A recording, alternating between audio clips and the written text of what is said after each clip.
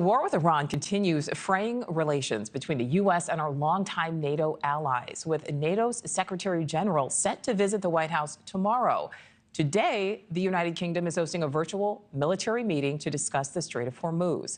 Participants reportedly include the UK, France, Germany, Canada, Japan, the UAE, but not Israel nor the United States.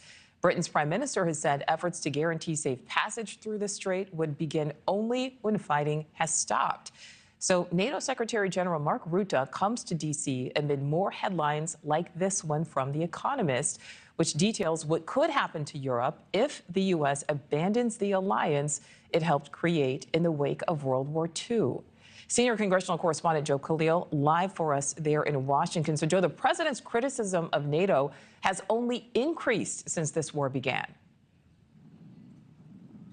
Yeah, it has, and that's why it appears like the NATO General Secretary, Mark Rutte's visit to the White House tomorrow is an attempt to try to repair some of the damage that has clearly been done to the U.S.-NATO relationship. President Trump has not been shy. He has been very public, along with several other members of the administration, about their frustrations, how they perceive NATO not just not helping in the U.S.'s war effort in Iran, but clearly, in some cases, they see it even as a hindrance to the U.S. Not moving forward with the war. And they clearly, President Trump says he expected more from NATO allies, and he has made several comments. He elaborated yesterday on his frustrations. This is, in part, what he said from the White House podium. We went to NATO. I didn't ask very strongly. I just said, hey, if you want to help, great. No, no, no, we will not help. I said, that's all right. You don't want to help? Because I've always said NATO's a paper tiger. See, NATO is a paper tiger. Putin's not afraid of NATO. Putin's afraid of us, very afraid of us. And he's explained it to me a lot of times. I got to know him very well. I know him very well.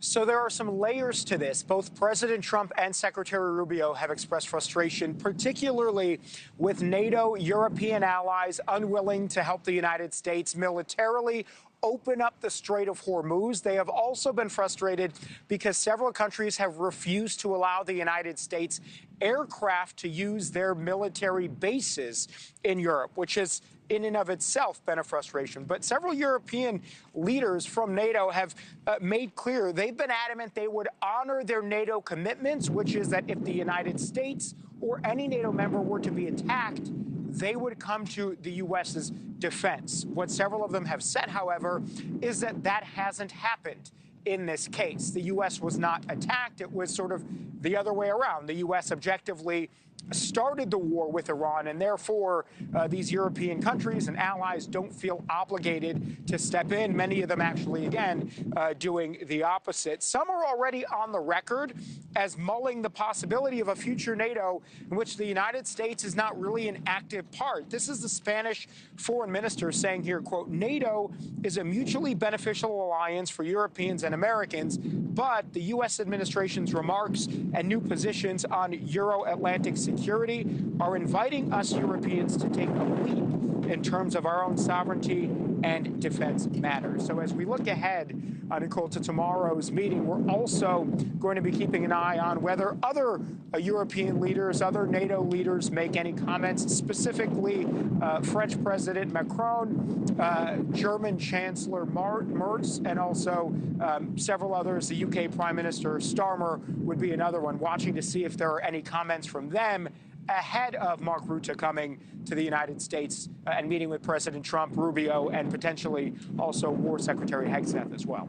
All right. Joe Khalil live for us there in Washington.